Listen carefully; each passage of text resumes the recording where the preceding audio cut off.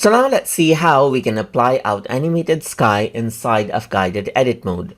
So in order to do that, I'm going to go around over here and click on guided right here. And once I do that, you can see that animated sky is an option. So let me just go around and click right here, and it says replace the sky in your photo with an animated video. I'm just going to go around and click on next and click on add media right here. Once I do that, I'm going to go around over here onto files and folders, and here I have a photo with a sky background right here. So I'm just going to bring that in. So now it says bring that in onto video 2 right here. So I'm just going to go around and do that. And over here, now it says click graphics. And here you can see that I have this video background right here of a sky. So let's just go around and bring in this over here and bring it onto video 1 right here, just like this, right here. Let me just go around over here, and this says drag up the edge of the photo until it covers up the background right here.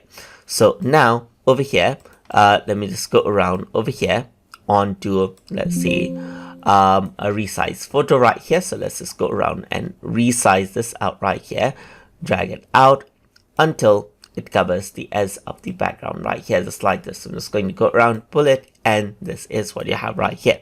So now this is what you have, as you can see, and I have done it. So edge of the background, just like this, and there you go. So click on next, and now I can go around under effects right here, and it says ultra key right here. So I'm just going to go around and drag that out onto video 2 right here, just like this. And so it says click on the key color right here, and then use the eyedropper to select out the sky right here, and that is it. As you can see right here, you can move around the slider and fine tune the effect right here. So you can go around and work around with the transparency, as you can see right here. You can soften it out right here, just like this. You can work around with the contrast over here. You can work around with the tolerance and get the effect that you want right here, just like this. So you can work around with the shadows right here. You can work around with the saturation, the hue, and so forth to go around and adjust it out according to how you want. Then click on next right here, and then you can go around and pull it out until the end right here, just like this. And that is what you have. So it's right click on the video truck, drag it to match the duration of the background. So that's done. So I'm going to click on next. And now if you were to go around and press the play button right here, so you can see that there's the animated sky right here, just like this.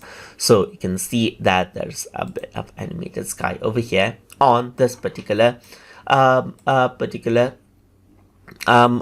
now. So that is how you can utilize the animated sky effect inside of guided edit mode in Adobe Photoshop Elements. Adobe Premiere Elements.